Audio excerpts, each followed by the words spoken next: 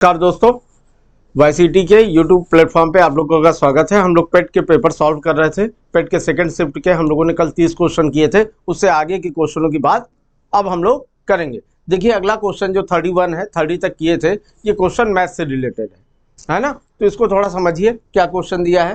Question दिया है if 1 + 27/169 is equal to than, मतलब एक्स की वैल्यू निकालनी है। क्या करनी है? एक्स की वैल्यू निकालनी है। पूरा क्वेश्चन पढ़ने की जरूरत नहीं, आपको दिख रहा होगा, आपने देख लिया होगा। थोड़ा समझिए कैसे मैथ के क्वेश्चन आए तो सॉल्व करें। देखिए, एक तो इस अंडर रूट से घबराया मत करिए। अधिकतर बच्चे तो अंडर रूट से घबरा जाते हैं। थोड़ा सा इसको सॉल्व करने की कोशिश कीजिए तो चीज़ें समझ में आएंगी। जब आप सॉल्व करेंगे तो चीज़ें समझ में आ जाएंगी। रुकिए, ये पेन देखिए, ये दिया है 1 + 27। देखिए, इसी को इसके अंदर ही सॉल्व कीजिए। 1 है, एलसीएम लीजिए, 169 ही आएगा। तो यहाँ पे क्या आएगा? 169 ही आएगा। पेन को थोड़ा सा मोटा कर लें और इसका कलर भी चेंज कर दें। अब देखिए, 169 आएगा प्लस 27 आएगा इज इक्वल टू हमारा दिया है 1 + x/30। ठीक है, इसको ऐड कर दीजिए। तो ऐड करने पे ये आ जाएगा 9 + 7 16 हो गया ये, और 6 to 8 ये 9 हो गया, ये 1 हो गया, ये 169 हो गया। Under root is equal to 1 + x/30। अब ये देखिए, 196 किसका अंडर रूट है?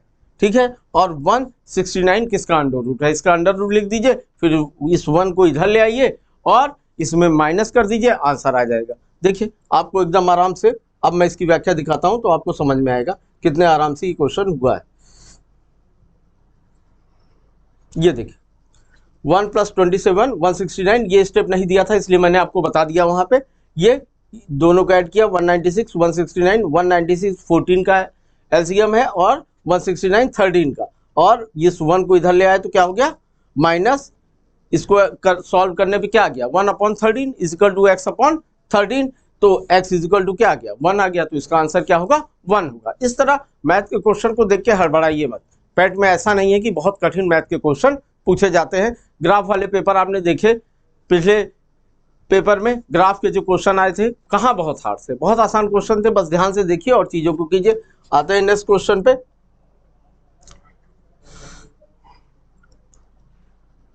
हाँ, how many 188 S are there in 37 1/1। देखिए, सीधे से पूछा है कि कितने 1/8 होंगे इतने नंबर में। ठीक है, तो इसको पहले थोड़ा सा तोड़ लीजिए, चीज़ों को समझ लीजिए।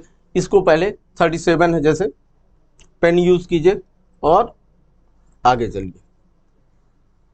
ये देखिए, ये 37, अब मैं सॉल्व करके आपको बताता हूं। ये है 37/1/2। इसको जब सॉल्व करेंगे तो क्या आ जाएगा? 2 7 जा 14, 2 3 जा 6, 1 7 प्लस 1/2, मतलब ये आ गया 75/2। कितना आ गया? 75/2। और इसमें कितने 1/8 है? तो इसको डिवाइड 1/8 करना है, इसको डिवाइड 1/8 करना है। तो 75/2 मल्टीप्लाई 8/1 हो जाएगा। क्या हो जाएगा? 8/1 हो जाएगा। ये 4 से 2 4 जा 8 और 4 5 जा 20 और 4 7 जा 28 प्लस 2 300। देखिए कितने आराम से आंसर निकल आया। इसका आंसर ए होगा 300। तो घबराइए मत, क्वेश्चन को देखिए और चीजों को समझिए, तब आप सॉल्व कर लेंगे। नेक्स्ट क्वेश्चन पे आते हैं।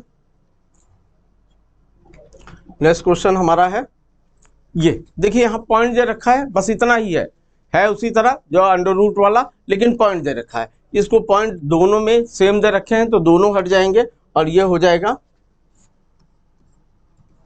√361/1024 तो 361 किसका है? देखिए, जहां 9 होगा उसी का होगा, तो 19 का, क्योंकि 400 होता है 40 का, तो ये 19 का है। तो इसमें नॉर्मल सी बात है कि सी और बी ही सही आंसर होगा। और 32 किसका है? 2 2 जा 4, 2 2 जा 4 और 32 हो जाएगा 72 का या 32 का। अब इसके नजदीक जाइए, 30 का अगर निकालेंगे तो 3 3 जा 900 आएगा, तो इसका मतलब ये 32 होगा, तो इसमें सी आंसर होगा। अब इसकी व्याख्या देख लीजिए तो आपको एकदम कायदे से समझ में आ जाएगा।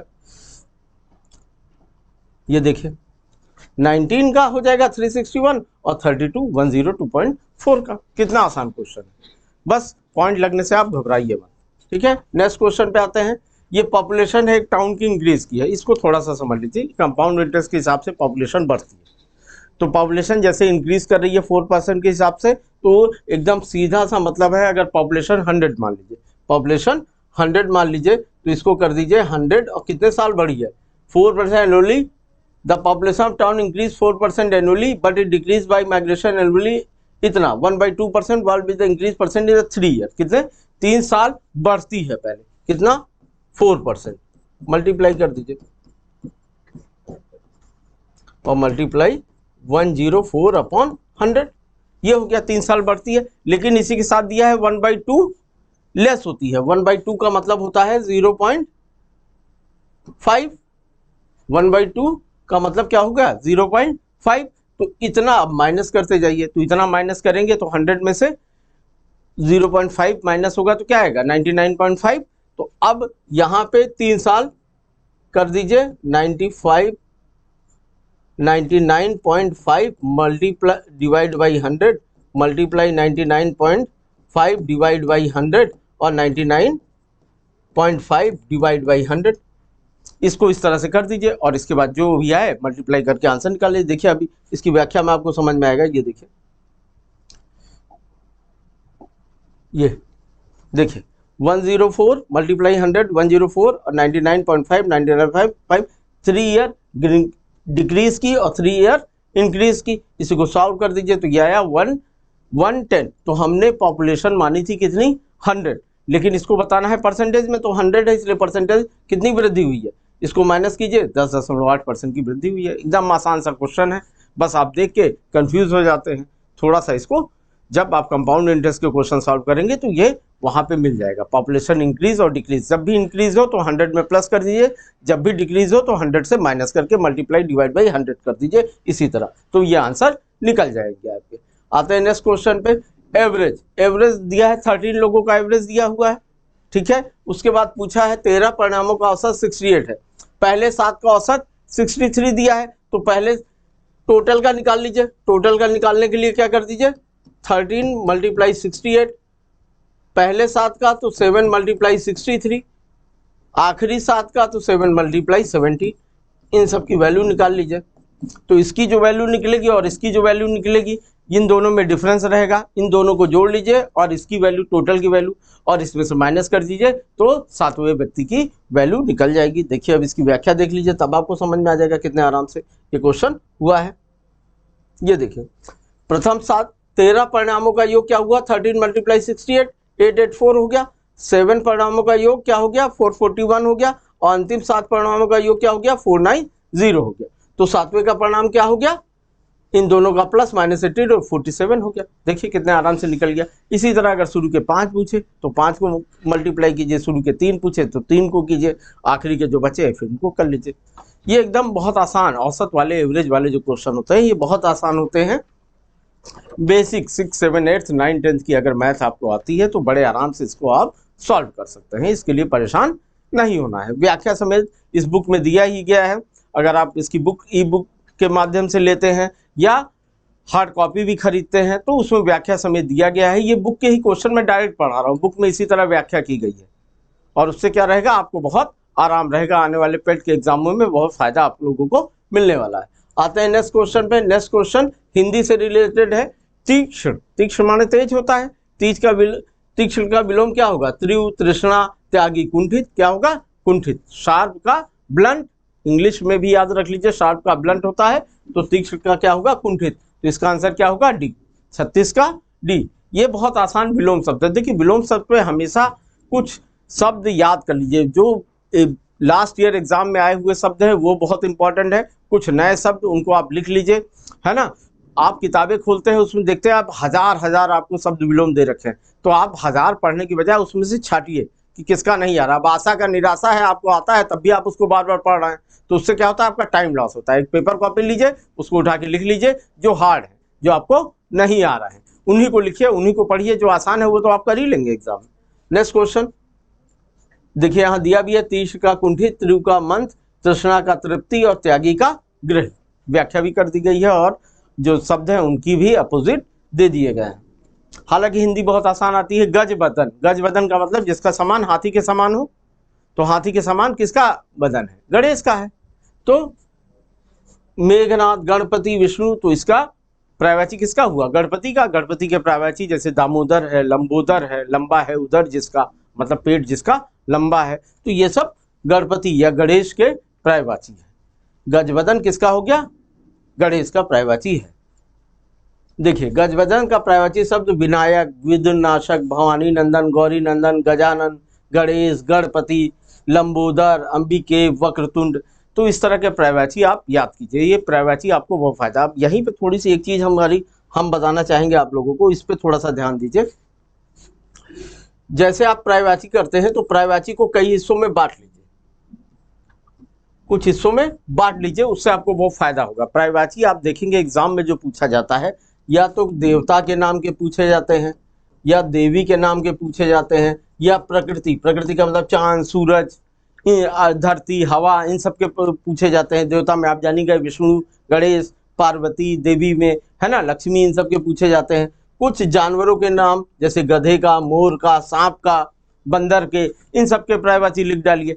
और कुछ मिसलेनियस लिख डालिए जैसे अंधकार का, प्रकाश का, इस तरह से, है ना। जैसे इसमें जानवरों में भौरे का भी लिख सकते हैं, पक्षियों के नाम भी जैसे कोयल का पूछा जाता है, कौवे का पूछा जाता है, तोते का पूछा जाता है, मोर का पूछा। तो जब इस तरह से आप करेंगे तो आप देखेंगे एक एक पेज में आपके 20 पर्यायवाची, 20 इसके, 20 इसके, 20 इसके, बस इसी में से एग्जाम में पूछा जाता है। जबरदस्ती बहुत सारे पर्यायवाची पढ़ने की जरूरत नहीं है। आपको मेरी बात पे नहीं भरोसा है, पुराने लास्ट ईयर में आए हुए पेपर जहां हिंदी आती हो आप उठा के देख लीजिए, जो पर्यायवाची पूछे जाते हैं इन्हीं सब चीजों से पूछे जाते हैं। तो आप इसको 10 पेज में सारे पर्यायवाची कायदे से कर सकते हैं। वैसे आप पर्यायवाची याद करते रहिए, ना उनकी कोई सीमा है ना समाप्त होगा, है ना। तो आप ध्यान रखिए, इस तरह से बांट लीजिए। प्रकृति में जैसे बादल हो गया, पानी हो गया, अग्नि हो गई, पृथ्वी हो गई, है ना, इस तरह के लिख जाए। चंद्रमा हो गया, सूर्य हो गया। देवियों में नाम कुछ है, लक्ष्मी है, पार्वती है, सरस्वती है, इन सब के ज्यादा पूछते हैं। इसमें देवता में आप देखिए विष्णु का हो गया, शंकर का हो गया, हनुमान के हो गए पर्यायवाची। इसके अलावा क्या कहते हैं आपके इसमें मनोज, मतलब क्या कहते हैं कामदेव के पर्यायवाची। इस तरह से कुछ पर्यायवाची लिख डालिए, बड़े आसानी से चीजें लर्न हो जाएंगी। नेक्स्ट आते हैं, नेक्स्ट है जो वो कांटों से भरा हुआ। वाक्य के लिए विकल्प में से एक शब्द चुनिए। कांटों से भरा हुआ मतलब कंटका कीड़, जो ऐसा रास्ता जो कांटों से भरा हो। पूरा नहीं दिया है इन्होंने, कांटों से भरा हुआ रास्ता मतलब कंटका कीड़ होगा। क्या होगा? कंटका कीड़, इसका डी आंसर है। कांटों से भरा हुआ कंटका कीड़, छिताशय या फैलाया हुआ विकीर्ण, जिसका अंत ना हो अनंत, जिसका वर्णन ना हो सके अवर्णीय।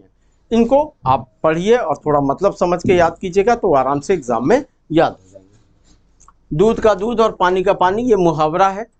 इसका मतलब आप समझिए, दूध का दूध और पानी का पानी मतलब दूध को अलग कर देना, पानी को अलग कर देना, सच्चाई को सामने ले आना, मतलब उचित निर्णय करना। क्या होगा? मिलजुल कर रहना, पक्षपात निर्णय नहीं, उचित निर्णय करना। इसका आंसर क्या होगा? डी होगा। मुहावरा हमेशा पढ़िए। मुहावरा लोकोक्तियां जो हैं ये लोगों के मुंह से ही निकली हुई चीजें हैं, तो इनकी अर्थ आप समाज से समझिए। जब समाज से समझेंगे, बातों से समझेंगे तो आराम से आपको रटने की जरूरत नहीं पड़ेगी। आते हैं नेक्स्ट क्वेश्चन पे। नेक्स्ट क्वेश्चन ये देखिए दिया है, दूध का दूध पानी का पानी, उचित निर्णय करना, अंधे की लाठी होना, एकमात्र सहारा होना, अग्ल पर पत्थर पड़ना, बुद्धि नष्ट होना, काला अक्षर भैंस बराबर, अनपढ़ होना, एक और एक 11 होना, एकता में शक्ति होना। इस तरह के बहुत सारी व्याख्या दी रहेगी इन किताबों में, तो जिससे आपके और पर्यायवाची और विलोम शब्द और चीजें भी याद हो जाएंगी। अब आते हैं नेक्स्ट क्वेश्चन में। शुद्ध वर्तनी का चयन कीजिए। तो यहाँ तो आपकी अगर लिखने की प्रैक्टिस है, हिंदी आप बार बार पढ़ते हैं, तभी आप चीज़ों को सही कर सकते हैं। तो इसमें बहिष्कार के बहुत सारे रूप दिए हैं और बहिष्कार का सही रूप बाहिष्कार लिखा है, बहिष्कार लिखा है। इसका सही आंसर होगा सी। क्या आंसर होगा? सी। बहिष्कार का सही होगा सी। देखिए सी आंसर है। अब ये इंग्लिश के क्वेश्चन है। कुछ किसके क्वेश्चन है? इंग्लिश के क्वेश्चन है। इंग्लिश के क्वेश्चन है, पैराग्राफ पे हैं। तो पहले पैराग्राफ ध्यान से आप पढ़ लीजिए। I climbed into bed and rolled myself in my blanket, first extinguishing the light that the burn steadily near the door. I say, मैं पूरा नहीं पढ़ूंगा, आप पूरा पढ़िए, ये आपकी जिम्मेदारी है, आप पूरा पढ़िए। मैं आपके क्वेश्चन पढ़ूंगा और उनके आंसर बताऊंगा कि कहाँ से मैंने आंसर लिया है, इसी पैराग्राफ से ही आंसर लूंगा और दूंगा। जैसे the author said peering into the darkness because why he had put out the light, he wished to see the window, he window had looked like a plate, he was afraid because देखिए यहाँ क्या लिखा है, he was afraid। I jumped to bed, तो ये क्या है, ये क्यों कर रहा है ये चीजें, क्योंकि he was afraid। तो एकदम आसान सा है। फिर देखिए नेक्स्ट क्वेश्चन, इसका आंसर होगा डी, इसकी व्याख्या भी दी होगी, इसको देख लीजिए। The author said peering into the darkness because he was afraid, अंधेरे से वो डर रहा है और इसीलिए अंधेरे में बैठा है, डर रहा है वो किसी चीज से, तो यहाँ डरने से संबंधित है। Next, the author jumped out of the bed because, bed से क्यों कूद गया। अब बताइए, ही हियर्ड अ फैन साउंड, उसने आवाज सुनी, ये तो लिखा है, लेकिन कैसी आवाज सुनी। A cold bridge blue past his face, एक ठंडी हवा उसके झोंके चेहरे पे लगी जिसकी वजह से वो बेड से उठ के बैठ गया, तो इसका आंसर सी होगा। पैराग्राफ में आप देखिए लिखा होगा किसके कारण वो बेड से उठ गया, ये देखिए। Occasionally glancing at the round कहाँ पे है, then was suddenly rose by a draught of the cold air, देखिए लिखा हुआ है कोल्ड एयर, इसके कारण ये उठ गया। अब नेक्स्ट क्वेश्चन इस पे है, which one of the following did the author to first, क्या क्या, closing the door, climbing into bed, rolling himself into blanket, none of the. Climbing into bed, पहले बेड पे उछल गया ना, तो क्लाइंबिंग इनटू बेड। तो पैराग्राफ को एक बार नहीं, दो बार नहीं, 3 बार पढ़िए, उसके बाद क्वेश्चन देखिए और क्वेश्चन को अंडरलाइन कीजिए पैराग्राफ में, कहाँ इससे रिलेटेड शब्द दिया है, तो आप आंसर सही से लगा लेंगे। अब सिनोनिम दिया है, सिनोनिम का मतलब पर्यायवाची एक तरह से होता है, तो यहाँ वर्ड दिया है प्राइड, प्राइड माने होता है घमंड करना, गर्व करना, प्राइड माने गर्व करना, तो इसमें इसका सिनोनिम क्या होगा, डिग्निटी। काउडनेस माने तो डरना होता है, कायर होता है, हेड माने घृणा करना होता है, दयालु, तो इसका क्या होगा, डिग्निटी। प्राइड का सिनोनिम क्या होगा, डिग्निटी, क्योंकि डिग्निटी माने भी दृढ़ता। देखिए हिंदी भी दे रखी होगी, प्राइड का स्वाभिमान है, ह्यूमर का मिजाज, हेड का घृणा करना, डिग्निटी का मर्यादा, और कॉर्डाइस का कायरता।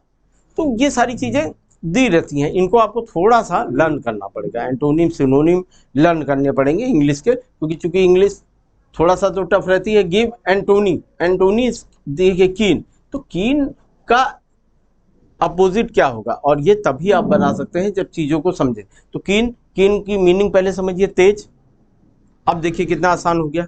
तो अब यहाँ देखिए डल माने क्या होता है, मंद, तो अपोजिट देना है, तो अपोजिट आराम से समझ में आ गया, कीन का क्या होता है, डल होता है। अब फास्ट दिया होता तो आप डल मार देते, फास्ट दिया होता तो आप डल तुरंत मार देते, लेकिन यहाँ कीन दिया था इस वजह से। अलर्ट का चौका, संबल का बिना, ईगर का सा, तो इसका आंसर क्या होगा, डल। कीन का क्या हो जाएगा, डल। फिर ये थोड़ा सा रीजनिंग से रिलेटेड क्वेश्चन है जो आया हुआ है एग्जाम में। जैसे दिया है डॉग से रेबीज होता है, तो मॉस्किटो से क्या होता है, थोड़ा साइंस से भी रिलेटेड है। जैसे डॉग से रेबीज रोग होता है, उसी तरह मॉस्किटो के काटने से मलेरिया होता है, डेंगू होता है। तो मलेरिया, डेंगू और एक रोग और फाइलेरिया, मलेरिया, डेंगू, फाइलेरिया, ये 3 मेन रोग हैं जो ये, हालांकि जो क्या कहते हैं जापानीज इन्फ्लुएंजाइटिस या मस्तिष्क ज्वर होता है, वो भी मच्छर के काटने से होता है। मच्छर के काटने से बहुत सारी बीमारियां होती हैं, उनमें से मेनली जो है वो है मलेरिया। दुनिया में सबसे अधिक मौतें अगर किसी पैरासाइट के कारण होती हैं, वो मच्छर के कारण होती है, और वो रोग कौन सा है, मलेरिया। ठीक है, तो ये देखिए, ये याद रखिए। तो यहाँ डॉग से रेबीज, तो मॉस्किटो से मलेरिया, कितना आसान है, तो इसका आंसर हो जाएगा सी। ये देखिए व्याख्या भी दी हुई है, इस बुक की यही खासियत है कि सबकी व्याख्या दी हुई है जिससे आप चीजों को समझ सकें। नेक्स्ट क्वेश्चन, उस शब्द का चयन कीजिए जो समूह के बाकी शब्दों से मेल नहीं खाता, ये भी रीजनिंग का क्वेश्चन है। अब शब्द पढ़िए तो समझ में आएगा। नन, नन एक तरह से क्या हो गई, धर्म संगनी हो गई। ईसाई धर्म में जो औरतें शामिल होती हैं उन्हें, जैसे हिंदी में साध्वी बोला जाता है, साधु का फेमेनाइन क्या होता है, साध्वी, उसी तरह नन किसका हो गई। और नाइट, सूरवीर, सूरवीर मतलब नाइट एक उपाधि है जो दी जाती थी अंग्रेजों के द्वारा, तो ये नाइट की उपाधि आप देखेंगे रविन्द्रनाथ टैगोर को भी मिली थी, उन्होंने भी अपनी नाइट की उपाधि वापस की थी जलियांवाला बाग हत्याकांड के बाद। तो ये सूरवीर, मॉन्क, मुनि और पृष्ठ पादरी, तो ये तीनों धर्म से रिलेटेड है। यही शब्द जो है अलग है, तो इसका आंसर क्या हो जाएगा, बी। इसका आंसर क्या हो जाएगा, बी। चूंकि हिंदी भी दे रखी थी इसलिए और आसानी से आप इसका आंसर बता सकते थे। अगला क्वेश्चन देखिए, सूरवीर भिन्न है in a certain code language. Computer को इस तरह लिखा गया है, पोम क्यूटनर को कैसे लिखा गया है। तो ये जो ABCD के वर्जन होते हैं, मैंने आपको बताया था कि इसके लिए सबसे पहला काम आपको करना है कि एक तुरंत पेज के ऊपर ABCD लिख डालनी है। क्या लिख डालनी है? ABCD लिख डालनी है। EFGH जो भी है पूरा कहाँ तक? Z तक लिख डालनी है। फिर जो वर्ड दिया है उसको देखिए, जैसे इन अ सर्टेन कंप्यूटर। अब ये जो वर्ड दिया है यहाँ वर्ड पे ना जाइए, इसके शब्दों को देखिए। सी की जगह इन्होंने क्या चेंज किया है? सी की जगह P आया है, ठीक है, O की जगह M आया है। तो ये कैसे चेंजेस आए हैं, इन चेंजेस को देखिए। या तो प्लस माइनस हुआ होगा या उल्टा सीधा हुआ होगा, इन्हीं को आपको पहचानना है। और जब ये पहचान लेंगे तो आप इस तरह क्वेश्चन कर लेंगे। इसकी व्याख्या देखिए तो आपको खुद ही समझ में आ जाएगा किस तरह किया गया है। ये देखिए क्या किया गया है? फेरबदल किया गया है। सी को यहाँ ले आया गया है, O को यहाँ ले आया गया है, M को यहाँ, P को यहाँ। मतलब यहाँ का पहला वर्ड इधर और इधर का पहला वर्ड इधर। तो वही चेंज आप इसमें कर दीजिए। A यहाँ पे है और A यहाँ पे है, तो A को किनारे किनारे कर दिया गया और D को इधर कर दिया गया, V को इधर कर दिया गया और आप आंसर बता दिए। तो इस तरह के क्वेश्चन जो रीजनिंग के आते हैं, तो वहाँ पे ध्यान रखना है, सबसे पहले आपको ABCD लिखनी है, फिर उसमें प्लस माइनस देखना है या शब्दों का हेरफेर कैसे हुआ है, उस शब्द को लिख लीजिए जो दिया गया है और जो आपका शब्द है उसको लिख लीजिए, उसमें उसके हिसाब से फेरबदल करते रहिए। जैसे इससे पहले जो हमने पेपर सॉल्व किया था उसमें क्या किया गया था? प्लस किया गया था पहले, फिर माइनस किया गया था। इसमें अगल बगल बदल दिया गया है। नेक्स्ट क्वेश्चन, ये क्वेश्चन रिलेशन से हमेशा आता है। ये रिलेशन से क्वेश्चन है। इस रिलेशन के क्वेश्चन में हमने बताया था आपको कि जो चीज़ दी गई है उसको अपनी एज में ले आइए, उसको सबसे नीचे लिखिए, फिर उसके ऊपर जाइए। जैसे यहाँ पे क्वेश्चन है, ये क्वेश्चन एक आदमी ने एक महिला से कहा। तो आदमी ने किससे कहा? मान लीजिए ये मेल है, इसने इस फीमेल से कहा। क्या कहा? तुम्हारी माँ। तो इसकी माँ के ऊपर जाइए, मदर हो गई, इसकी मदर हो गई। तुम्हारी माँ के पति, इसका पति हो गया, हस्बैंड हो गया, मतलब इसका फादर भी हो गया। इस फीमेल का ये फादर भी हो गया, ये मदर हो गई। तुम्हारी माँ के पति, तुम्हारी माँ के पति की बहन, इसकी भी बहन, सिस्टर, मतलब इस मदर की नंद हो गई, इस मदर की नंद हो गई। इसकी क्या हो गई? बुआ हो गई। इसकी क्या हो गई? बुआ हो गई। तुम्हारी माँ के पति की बहन मेरी बुआ है, इसकी भी बुआ हो गई। ठीक है, वो महिला उस आदमी से किस प्रकार से संबंधित है? तो किस प्रकार से संबंधित है? तो ये क्या हो गया? पुत्री, पोती, माँ, बहन। तो ये क्या हो गया? ये मेल इसके साथ क्या हो गया? सिस्टर हो गया। ये क्या हो गए? ब्रदर एंड सिस्टर हो गए। कितना आसान सा क्वेश्चन है। बस आप ऐसा डायग्राम बनाइए और चीजों को आगे चलिए। देखिए, एक आदमी ने एक महिला से कहा, इस आदमी ने इस महिला से कहा तुम्हारी माँ, तो माँ पे जाइए। के पति, हस्बैंड या इस लड़की के फादर पे जाइए। मेरी बुआ है, ये की बहन मेरी बुआ है, ये बुआ है। तो इसकी जो बुआ है और इसकी जो बुआ है अगर सेम है तो इसका मतलब ये एक ही माँ बाप की औलाद है। इसका मतलब ये आपस में क्या है? भाई बहन है। That's very simple question. बस क्वेश्चन को थोड़ा ध्यान से समझिए तो आप इस तरह के रीजनिंग के क्वेश्चन आराम से कर लेंगे। ठीक है, ये संबंध आरेख दिया हुआ है, देखिए समझिए, उसी तरह से बनाया है। इसकी बुआ तो इसकी भी बुआ, तो ये पुरुष होने स्पष्ट महिला उस आदमी की बहन है। एकदम आसान सा क्वेश्चन है। फिर क्वेश्चन नंबर 8, देखिए ये दिया है दिनांक और डेट। डेट और दिनांक वाले क्वेश्चन कई तरह के आते हैं। हालांकि ये सिंपल दिया है, ये एसएससी का सीरियल नहीं है कि आपको बहुत हार्ड क्वेश्चन देगा, बहुत आसान क्वेश्चन दिया हुआ है। इसमें क्या दिया है कि 18 फरवरी 2005 को शुक्रवार था, ठीक है, और 18 फरवरी 2007, देखिए पीछे का पूछा है। जब पीछे आगे का पूछा है 2005 को शुक्रवार, तो आगे का पूछा है, तो आगे का पूछा है। अगर उसी डेट का पूछा है तो आप एक काम कीजिए, एक एक दिन को वो डिक्रीज करते जाइए। तो उस दिन शुक्रवार है, तो शुक्रवार के बाद अगले साल क्या हो जाएगा? शनिवार या बृहस्पतिवार, तो शनिवार। तो इस तरह से जब चेंज करेंगे तो 2 साल बाद जब डिक्रीज करेंगे तो देखिए क्या आया। इसकी व्याख्या देख लीजिए। देखिए शुक्रवार, ये इंक्रीज, शनिवार, रविवार। अब यहाँ पे जो मैं समझाना चाहता हूँ उसको थोड़ा सा समझ लीजिए कि जब 2005 दिया है और 2007 पूछा है, 2005 दिया है, 2007 पर है, तो क्या हुआ? शुक्रवार, शनिवार, रविवार, ये क्या हो रहा है? इंक्रीज हो रहा है। अगर 2007 दिया होता और 2005 पूछता तो आप इसको डिक्रीज करते थे। इसको क्या करते थे? डिक्रीज करते थे। तो इसका ध्यान रखिए। नॉर्मल इस तरह के क्वेश्चन आए जब 2005 दिया है, उसके आगे का कोई भी साल दिया, उसके आगे का सालों का पूछेंगे तो आप इंक्रीज करते जाएंगे, और जब पीछे के सालों का पूछेंगे तो डिक्रीज करते जाएंगे। तो इस तरह के जब क्वेश्चन आएंगे तो आप आराम से ये दिन वाले कर सकते हैं। नॉर्मल ये इस तरह क्वेश्चन आते हैं, बहुत हार्ड आप में नहीं आते। उसी डेट उसी दिन का पूछा है, तो ये एक आसान सा तरीका है जिसको आप जाने रहिए, और इसी के इर्द गिर्द आपको आंसर मिल जाएगा। ठीक है, आते हैं हम लोग नेक्स्ट क्वेश्चन पे। नेक्स्ट क्वेश्चन जो हमारा है वो इतने ही है। चूंकि मैथ के क्वेश्चन थे, थोड़ा समय ज़्यादा लगता था, इस वजह से आज 20 ही क्वेश्चन थे। कल फिर हम लोग सॉल्व करेंगे बैठ के, जो बचे हुए 50 क्वेश्चन हैं उन पे बातें करेंगे। सेकंड शिफ्ट का पेपर है ये, और जब ये ख़त्म हो जाएगा तो हम आगे वाली चीज़ों पे आएंगे। लेकिन इससे पहले आप ज़्यादा से ज़्यादा चैनल को सब्सक्राइब कीजिए, ज़्यादा से ज़्यादा लोगों को शेयर कीजिए कि इससे और लोगों को भी फ़ायदा मिल सके। तब तक के लिए जय हिंद।